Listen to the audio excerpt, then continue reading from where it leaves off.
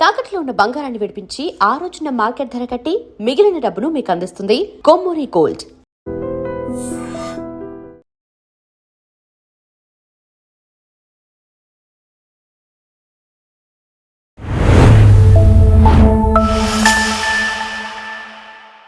US president Trump Venezuela president Nicolas మడురోని arrest చేయించారు with a military operation.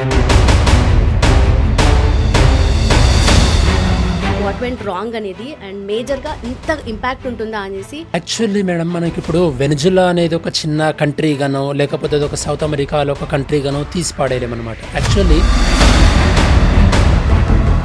తన యొక్క ఆధిపత్యాన్ని ప్రదర్శించబోతుందా అనే దానికి సిగ్నలింగ్ గా దీన్ని మనం చూడొచ్చు. అందువల్లనే దీనికి పెద్ద హెవీ ఇంపాక్ట్ ఉంది. దాంతోపాటు వెనిజులా ఏంటంటే ఇప్పుడు సౌత్ అమెరికాలో క్రూడ్ ఆయిల్ ఉన్నటువంటి ఒకే ఒక కంట్రీ. సో ఒకవైపు వెనిజులాలో ఆయిల్ రిజర్వ్స్ ఉండడం, రెండో వైపు మేము వేరే దేశాల్లో ఇన్వాల్వ్ కాము అని చెప్పినటువంటి ఇదే డొనాల్డ్ ట్రంప్ ఇప్పుడు వేరే దేశాల్లో ఇన్వాల్వ్ అవ్వడము, ఇది రెండవది. సో మూడవది ఏంటంటే ఒకవైపు రష్యా ఉక్రెయిన్ విషయంలో రష్యాను నిందిస్తూ అట్ ద సేమ్ టైం మళ్ళీ అమెరికానే వేరే దేశంలో ఇన్వాల్వ్ అవ్వడం అనేటటువంటి అవుట్ ఆఫ్ ద బార్డర్స్ ఇలా యాక్షన్ తీసుకునే అంత పవర్ ఉందా అసలు ట్రంప్కి అనేది. అమెరికాలో డిమాండ్ ఎందుకు వస్తుంది డ్రగ్స్ గురించి, అది ఫస్ట్ ప్రభుత్వాలు అర్థం చేసుకోవాలి. అంటే అమెరికాలో డ్రగ్స్ వినియోగం ఎందుకు పెరుగుతుంది, అమెరికాలోకి డ్రగ్స్ రానివ్వకుండా అమెరికా చూసుకోవాలి. కానీ వెనిజులా నుంచి డ్రగ్స్ వస్తున్నాయంటే ఆ డ్రగ్స్ ఎక్కడి నుంచి వస్తున్నాయి, షిప్పింగ్ ద్వారా కరేబియన్ సముద్రం ద్వారా వస్తున్నాయి. కరేబియన్ సీ దగ్గర ఆల్రెడీ ఆ ships. Welcome to lunch with లుంపిని.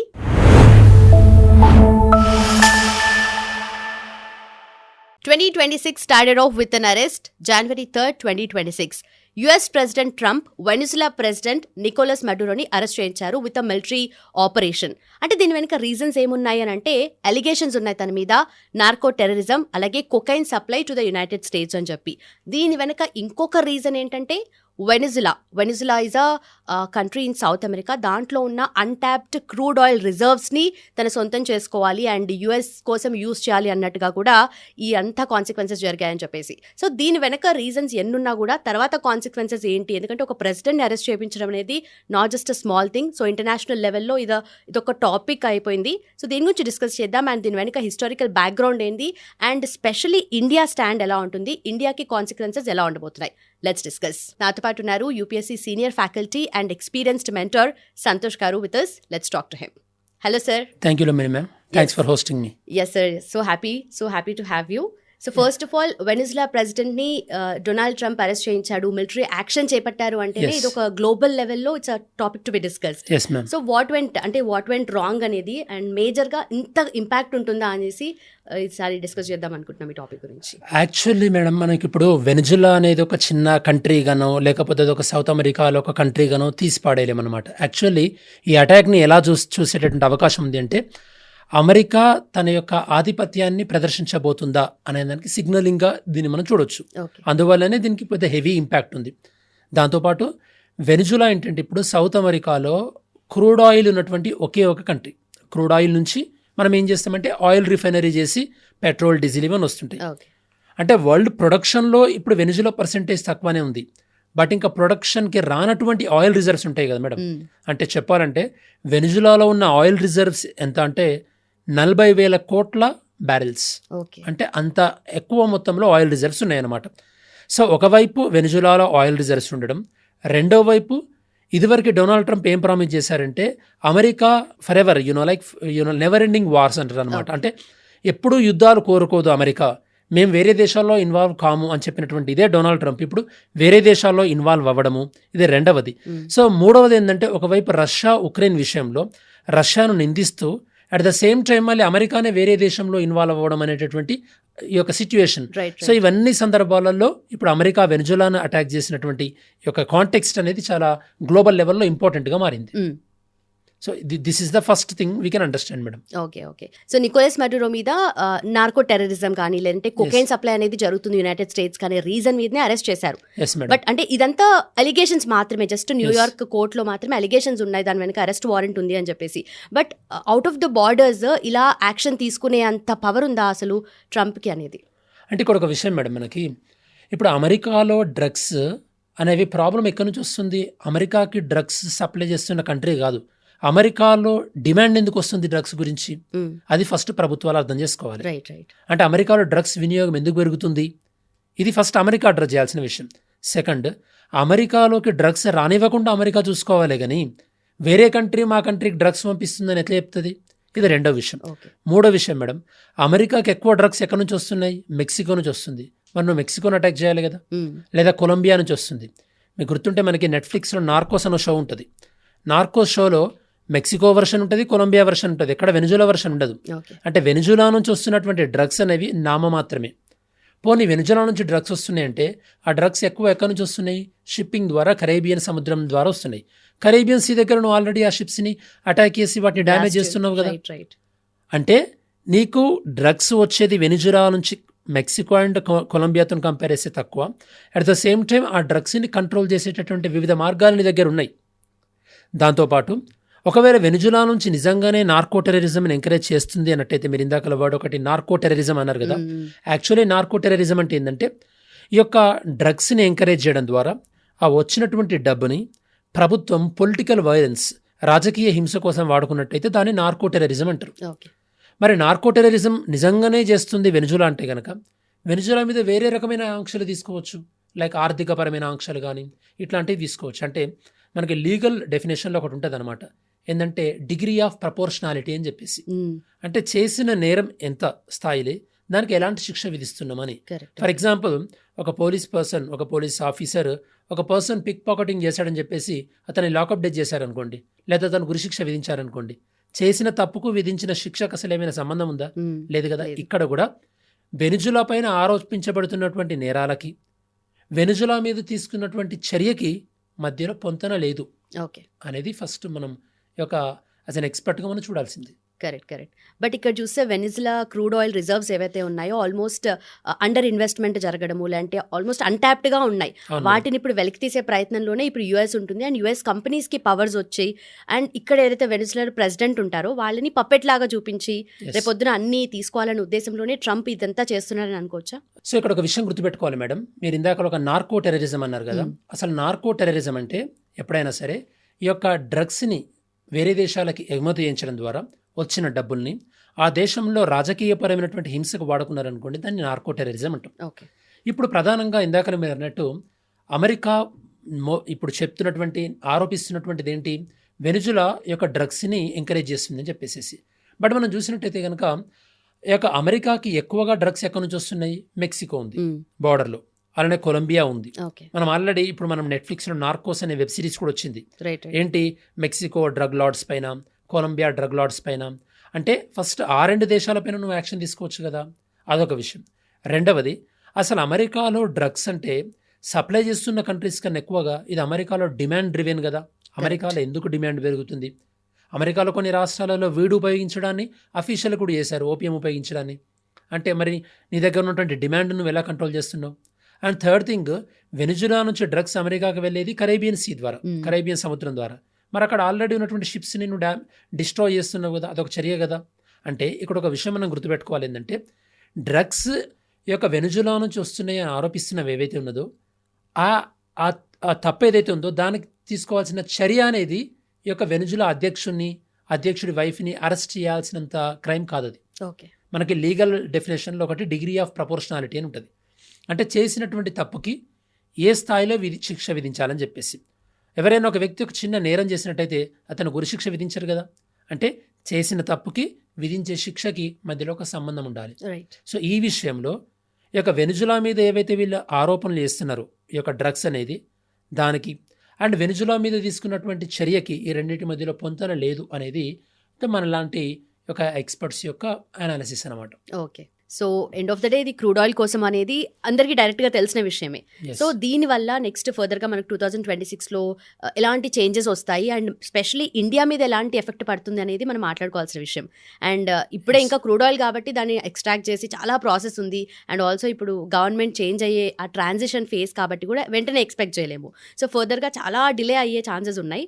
But 2026లో ఎలాంటి మార్పులు ఏమైనా ఎక్స్పెక్ట్ చేయొచ్చా మనం?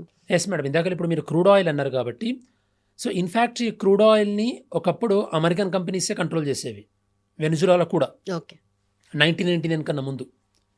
బట్ 1999లో ఏం జరిగిందంటే వెనిజులాలో ప్రభుత్వ మార్పు జరిగింది. ప్రభుత్వ మార్పు జరిగి అక్కడ హ్యూగో చావేజ్ అనే ఒక పర్సన్ అధ్యక్షుడిగా ఎన్నికయ్యారు. ఈ హ్యూగో చావేజ్ ఏంటంటే సోషలిస్ట్ ఫిలాసఫీ అనమాట. ఓకే సోషలిస్ట్ విధానాలు అంటే ఏంటంటే ప్రభుత్వమే అన్ని కంట్రోల్ చేస్తుందని చెప్పేసి. ఎప్పుడైతే 1999లో ఇతని ప్రభుత్వం వచ్చిందో వెనిజులాలో ఉన్నటువంటి ఆయిల్ ఫీల్డ్స్ అంటే ఈ యొక్క క్షమురు క్షేత్రాలు అంటారు, ఈ ఆయిల్ ఫీల్డ్స్ని ప్రభుత్వమే కంట్రోల్ చేయడం స్టార్ట్ చేసింది. ఓకే అంటే ప్రభుత్వమే టేక్ ఓవర్ చేసింది. దీన్ని నేషనలైజేషన్ అంటాం. ఫర్ ఎగ్జాంపుల్ ఇండియాలో ఇందిరాగాంధీ టైంలో 1969లో 1980లో బ్యాంకుల జాతీయీకరణ జరిగింది. రైట్. సో ఇలానే ఈ యొక్క హ్యూగో చావేజ్ ఏం చేశారంటే ఈ ఆయిల్ ఫీల్డ్స్ అన్నింటినీ కూడా ప్రభుత్వమే నడపడం స్టార్ట్ చేసింది. ఇప్పుడు మన దగ్గర కూడా తెలంగాణ ప్రభుత్వం మెట్రోని మేము ప్రభుత్వం నడుపుతామంటున్నారు కదా, ఆ టైప్ అనమాట. సో ఎప్పుడైతే ఇలా చేసిందో మరి అప్పటి వరకు అమెరికన్ కంపెనీల ఆధ్వర్యంలో ఉన్నటువంటి లేదా ఆధీనంలో ఉన్నటువంటి ఈ ఆయిల్ ఫీల్డ్స్ కాస్త ప్రభుత్వ ఆధీనంలోకి వెళ్ళిపోయినాయి. ఓకే అదే అమెరికాకి అంతగా రుచించలేదన్నమాట. ఇప్పుడు అందుకోసమే ఇప్పుడు నికోలస్ మదురోను అరెస్ట్ చేసిన తర్వాత కొన్ని రోజులు వెనిజులాను మేమే కంట్రోల్ చేస్తామని అమెరికా అంటుంది. అలానే వెనిజులాలో ఉన్నటువంటి ఆయిల్ ఫీల్డ్స్ని మేమే డెవలప్ చేస్తాము, వెనిజులా ఎకానమీని మేమే డెవలప్ చేస్తాము, అక్కడ ఇన్ఫ్రాస్ట్రక్చర్ ఫెసిలిటీని మేము ప్రొవైడ్ చేస్తామని చెప్పేసి రీసెంట్గా డొనాల్డ్ ట్రంప్ అంటున్నారు. అంటే మేము ఇదంతా వెనిజులా మంచి కోసమే చేసినాము అన్నటువంటి ఒక రకమైన నెరేటివ్ని సెట్ చేయడానికి ట్రై చేస్తున్నారు. Okay okay. ఒకప్పుడు ఇండియా మీద బ్రిటిష్ వచ్చి కూడా అలాంటి అంటే ఇప్పుడు ఏదో మీకే మేము నేర్పించినాము అన్నట్టు. అంటే ఈ కల్చరల్ హెజిమోనీ అనేది జరుగుతూనే ఉంది మేడం. ఇప్పుడు యూరోపియన్స్ వచ్చేసి ఏషియన్స్ మీద అన్నారు, ఏషియన్స్ మీద నార్త్ ఇండియన్స్ సౌత్ ఇండియన్ మీద అంటారు, సౌత్ ఇండియాలో ఒక స్టేట్ వాళ్ళు ఇంకో స్టేట్కి అంటారు మీ కల్చర్ తెలియదు మేము నేర్పించినాం మీకే అని చెప్పేసి. కాబట్టి ఇది ఒక నెవర్ ఎండింగ్ ప్రాసెస్ అనమాట. మరి ఇందాక మీరు అన్నట్టు ఒకవేళ మరి క్రూడ్ ఆయిల్ ఏదైతే ఉంది ఇప్పుడు వెనిజులా పైన అమెరికా దాడి చేసింది. ఇప్పుడు వెనిజులాలో ఉన్నటువంటి క్రూడ్ రిజర్వ్స్ని అమెరికా కంట్రోల్ చేయబోతుంది. దీనివల్ల గ్లోబల్ లెవెల్లో ఆయిల్ సప్లైలో ఏమైనా మార్పులు వచ్చే అవకాశం ఉంది అంటే ఫస్ట్ చాలా మినిమల్ అని చెప్పుకోవచ్చు. ఎందుకంటే వెనిజులాలో ఆయిల్ రిజర్వ్స్ ఉన్నాయి, కాకపోతే అవి ఇంకా ఆయిల్ ప్రొడక్షన్ అవ్వలేదు వాటి నుంచి. అంటే వీటిని అన్టాప్డ్ రిజర్వ్స్ అంటాం. సో కాబట్టి ఇప్పుడు ప్రొడక్షన్లో వెనిజులా పర్సంటేజ్ తక్కువ ఉంది కాబట్టి ఇప్పుడు ఇమ్మీడియట్గా వెనిజులా అమెరికా ఇష్యూ వల్ల ఆయిల్ ప్రైసెస్లో పెద్ద తేడా రాకపోవచ్చు.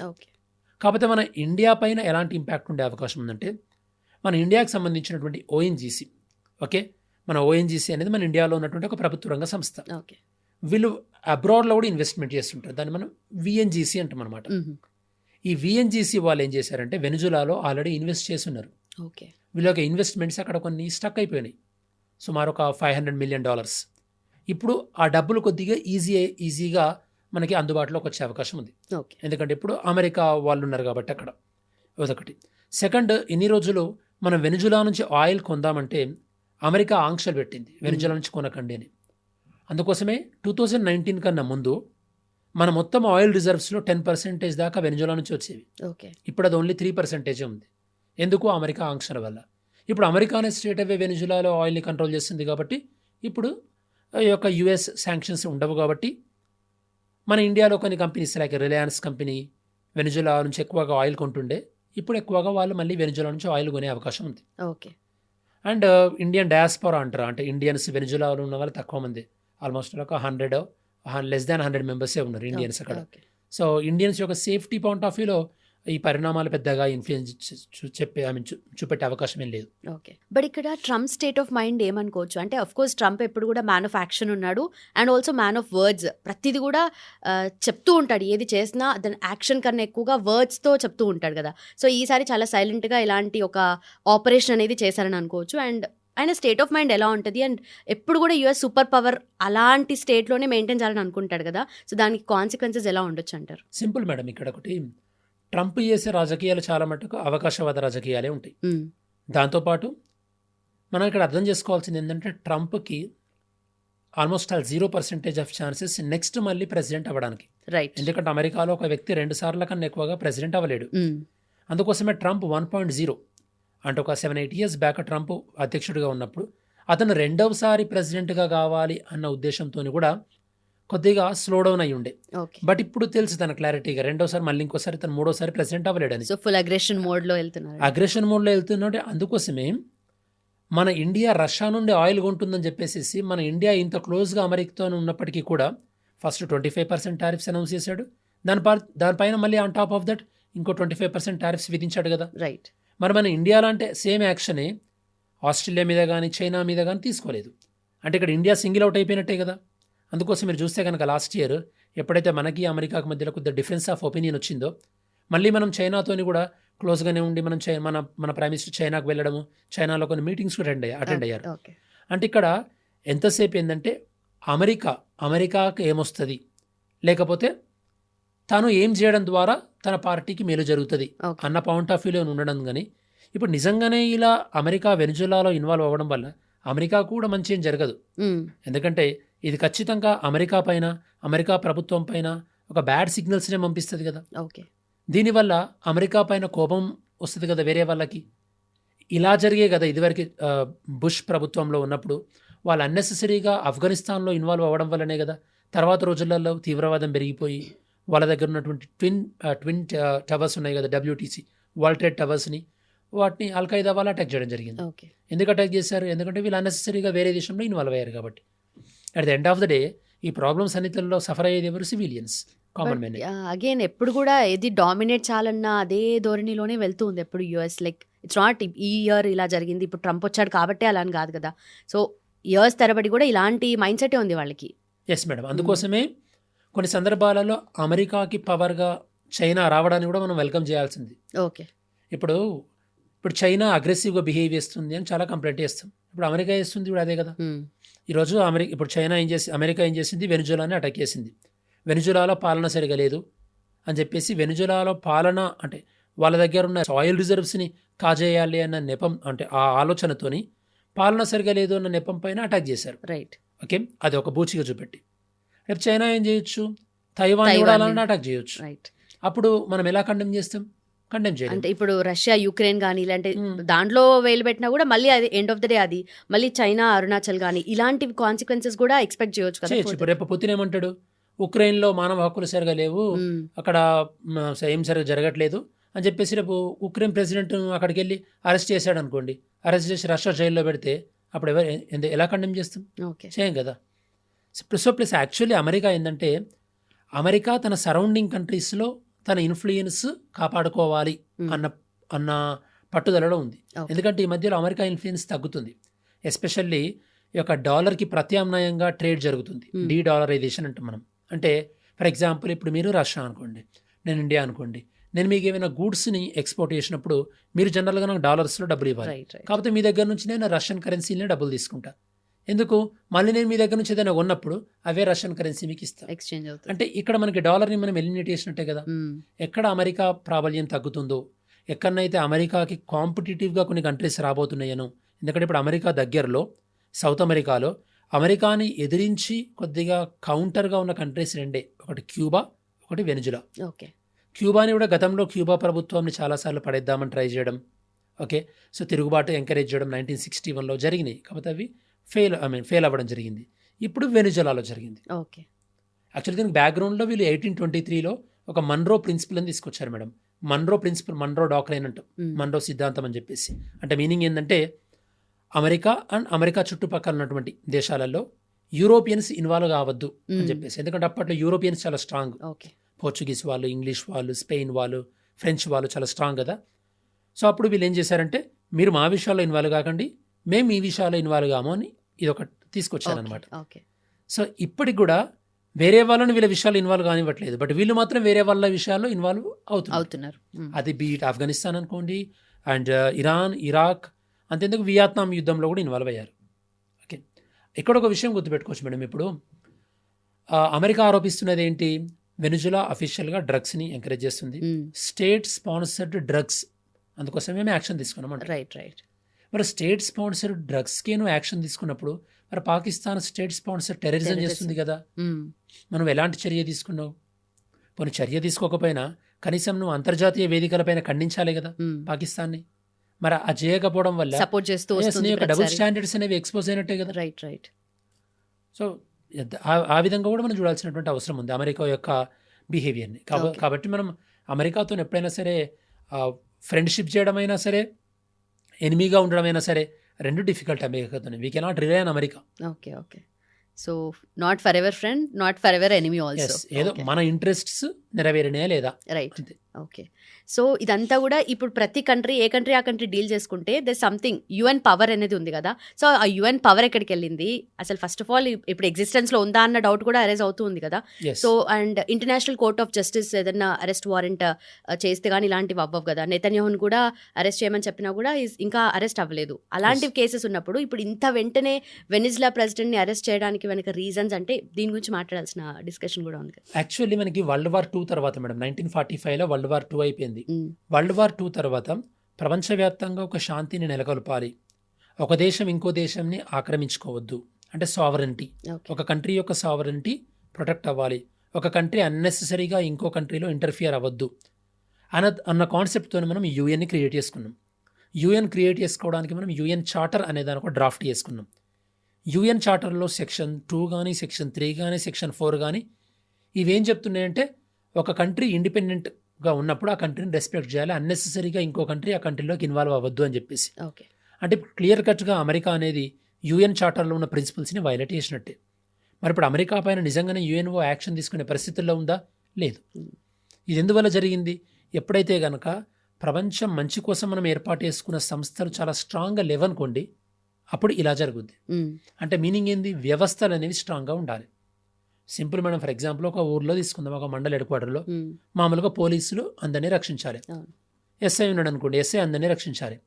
ఎస్ఐఏ కాంప్రమైజ్ అయ్యే కరప్ట్ అయినాడు అనుకోండి, అప్పుడు అందరు రక్షించబడతారా? రక్షించబడరు. ఎవరైతే ఆయన క్లోజ్గా ఉంటారో వాళ్ళకి ప్రివిలేజ్ ఉంటాయి, ఎవరైతే వాళ్ళ చేత హరాస్ అవుతారో వాళ్ళు ఆ ప్రొటెక్షన్ అనేది ఉండదు. వరల్డ్ లెవెల్లో కూడా అంతే కదా, ఇంటర్నేషనల్ ఆర్గనైజేషన్స్ కూడా. సో ఇప్పుడు ఇంటర్నేషనల్ ఆర్గనైజేషన్స్ ఆల్మోస్ట్ ఒక పాపెట్స్ లాగా అయిపోయినాయి. They are virtually controlled by USA and China and some other European countries. అట్లాంటప్పుడు వాళ్ళపైన ఏ విధంగా యాక్షన్ తీసుకోగలుగుతున్నారు? ఇంటర్నేషనల్ క్రిమినల్ కోర్ట్ అయినా అంతే ఉంది, ఇంటర్నేషనల్ కోర్ట్ ఆఫ్ జస్టిస్ అయినా అలానే ఉంది. అంతెందుకు మేడం, ఇప్పుడు 1948లో పాకిస్తాన్ కాశ్మీర్ ఆక్రమించుకున్నప్పుడు యుఎన్ఓ కానీ యూఎన్ సెక్యూరిటీ కౌన్సిల్ కానీ ఏం చేసింది? సింపుల్గా ఆక్రమించుకున్న కాశ్మీర్ని ఏదైతే ఉందో అది పాకిస్తాన్కి ఇచ్చేయండి, మళ్ళీ ఫర్దర్గా అయితే ఆక్రమించుకోకుండా అని చెప్పేసి ఒక లైన్ ఆఫ్ కంట్రోల్ అని ఒక గీశారు అంతే. మరి ఇప్పుడు మనం అంతర్జాతీయ సంస్థలు నమ్మి మోసపోయినట్టే కదా. ఇలా అంతర్జాతీయ సంస్థలు న్యాయం చేయనప్పుడు ఇంకా సంస్థలు నమ్మాలన్న ఆలోచన ఎందుకు వస్తుంది? సో బాటమ్ లైన్ ఏంటంటే ఇంటర్నేషనల్ ఆర్గనైజేషన్స్ని స్ట్రెంథన్ చేసుకోవాల్సిన అవసరం ఉంది. అప్పుడే వీకర్ కంట్రీస్ యొక్క రైట్స్ అనేవి ప్రొటెక్ట్ కాబడతాయి. బట్ ఇంత లెవెల్కి ట్రంప్ వెళ్ళడానికి అసలు అంటే తను ఒక స్టేట్మెంట్ ఇచ్చాడు ఫైనలీ, చాలా డేస్ నుండి ఈ ఆపరేషన్ అనేది ఉన్నారు వాళ్ళు, చూస్తున్నారు రైట్ టైం కోసం వెయిట్ చేశారు. సో ఒకటి ఏంటంటే good luck and God speed అని చెప్పేసి మెన్షన్ చేశాడు. And if in case finally president ఒకవేళ లొంగిపోకపోతే చంపేయడానికి కూడా మీరు వెనకాడపోదురా అంటే అఫ్ కోర్స్ అనేసాడు. అంటే ఆ లెవెల్లో ఒక కంట్రీ ప్రెసిడెంట్ని చంపేసి అంత పవర్ తీసుకొని అంటే తను ఏం చేద్దాం అనుకుంటున్నాడు అని చెప్పి. సింపుల్ ఏంది మేడం అంటే, ఫస్ట్ ఆఫ్ ఆల్ వీళ్ళు యూజ్ చేసిన ఒక హైపోథెటికల్ లేకపోతే అసలు ఒక రకమైనటువంటి స్లోగన్ ఏంటంటే, రిటోరిక్ అని కూడా అనొచ్చు. స్లోగన్ ఏంటంటే make America great again, Megha అని చెప్పేసి.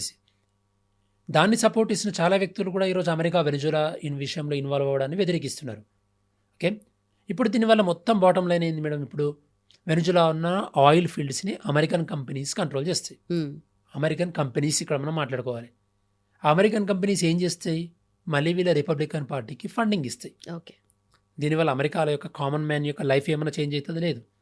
అమెరికాలో ఇప్పటివరకు కూడా మీరు ఎవరైనా తెలిసిన వాళ్ళ ఫ్రెండ్స్, మీరు ఎవరైనా వాళ్ళ అమెరికాలో ఉన్న వాళ్ళని అడగండి, అమెరికాలో హెల్త్ అనేది ఎంత ఎక్స్పెన్సివ్ అసలు. అక్కడ హెల్త్ ఇన్సూరెన్స్ తీసుకోవాలన్నా, ఏదైనా ఒక ఆపరేషన్ చేయించుకోవాలన్నా ఎంత ఎక్స్పెన్సివ్. మరి అమెరికా పీపుల్ లైఫ్ ఏమైనా మారిందా? లేదు. So like chronic capitalism. ఈయనే ఈ యొక్క పొలిటికల్గా వెనిజులాని అమెరికా కంట్రోల్ చేయాలనుకుంది. అండ్ దానివల్ల వచ్చేటటువంటి ఈజీ థింగ్స్ ఏంది? ఆయిల్. అది కొంతమంది ఇండస్ట్రియలిస్ట్ చేతిలోకి వెళ్ళిపోతుంది, వాళ్ళు అమెరికన్ పార్టీస్కి ఫండింగ్ ఇస్తారు అండ్ కొద్దిమంది బెనిఫిట్ అవుతారు. ఇదే జరిగేది మొత్తం సైకిల్. ఇప్పుడు ఫర్ ఎగ్జాంపుల్ ఇప్పుడు అమెరికా పాకిస్తాన్ పైన ఎందుకు యాక్షన్ తీసుకోవట్లేదు? పాకిస్తాన్ నుంచి డిఫెన్స్ డీల్స్ వస్తాయి. ఆ డిఫెన్స్ డీల్ వల్ల లాభపడేది ఎవరు? డిఫెన్స్ కంపెనీలు. డిఫెన్స్ కంపెనీలు లాభపడినప్పుడు ఆబ్వియస్లీ వాళ్ళు certain percentage of the money will give to the political parties. As simple as that. So to some it up, ఇండియాకి దీనివల్ల వచ్చే ఉపయోగాలు ఏంటి అండ్ కాన్సిక్వెన్సెస్ ఏమన్నా అంటే ఏమన్నా ఇంపాక్ట్ ఉంటుందా, లేదంటే ఫైనలీ ఇండియా స్టాండ్ ఏముంటుంది అంటే ఏం చెప్తారు? First of all Indian foreign పాలసీలో మనం బలంగా నమ్మేది ఒక కంట్రీ యొక్క సావరెనిటీని ఇంకో కంట్రీ రక్షించాలి. అలానే రూల్ బేస్డ్ వరల్డ్ ఆర్డర్ అని మనం నమ్ముతాం మేడం. దట్ మీన్స్ వరల్డ్లో అన్ని కంట్రీస్ ఇంటర్నేషనల్ నార్మ్స్ని రూల్స్ని రెస్పెక్ట్ చేయాలని చెప్పేసి. ఈ 2 ప్రిన్సిపల్స్ కూడా ఈ పర్టికులర్ సిచ్యుయేషన్లో వైలేట్ అయినాయి. ఓకే. సో ఆబ్వియస్లీ ఇండియా ఒకవేళ మనం నమ్మిన సిద్ధాంతాలపైన స్టాండర్డ్గా నిలబడాలనుకుంటే కనుక దీన్ని క్లియర్గా కండెమ్ చేయాల్సినటువంటి విషయం. Okay. Let's see how government will respond. And one more thing, మన డయాస్పారా పెద్దగా ఇంపాక్ట్ అయ్యేది లేదు. Energy point of view already మనం ఇందాక మాట్లాడుకుంటున్నట్టుగా ఇంకా మనకు వచ్చే ఆయిల్ రిజర్వ్స్ బెటర్గా అయ్యే అవకాశం ఉంది. ఓకే. మన ఓఎన్జీసీ వాళ్ళ ఇన్వెస్ట్మెంట్ కూడా కొద్దిగా ఫ్రీ అప్ అయ్యే అవకాశం ఉంది. సో ఓవరాల్గా ఎకానమీ పాయింట్ ఆఫ్ వ్యూలో మినిమల్ ఎఫెక్ట్స్, బట్ ఐడియాలజికల్గా ఇప్పుడు మనం చాలా స్ట్రాంగ్గా స్టాండ్ తీసుకునేటటువంటి టైం. మరి ఇండియా మన ఐడియాలజికల్ స్టాండ్ మీద నిలబడి ఇట్లాంటి బలహీనమైన దేశాలపైన బలమైన దేశాల దాడిని ఖండిస్తుంది అని అనుకుందాం. ఓకే. అండ్ ఫైనలీ ట్రంప్కి నోబెల్ పీస్ ప్రైజ్ వస్తుందంటారా? ఇట్లాంటివి అన్నీ చేసిన తర్వాత కూడా పీస్ ప్రైజ్ వస్తే నెక్స్ట్ ఏం చేస్తారు? రష్యన్ ప్రెసిడెంట్, చైనా ప్రెసిడెంట్ కూడా ఈ యొక్క పీస్ ప్రైజ్కి వాళ్ళు కూడా ఫ్యూచర్లో ఎంపిక అవ్వచ్చు, చెప్పలేము. Right, done sir. Thank you so much. ఒక క్లియర్ పిక్చర్ అయితే వచ్చింది. Thanks for time sir. Thanks for hosting me. Thank you.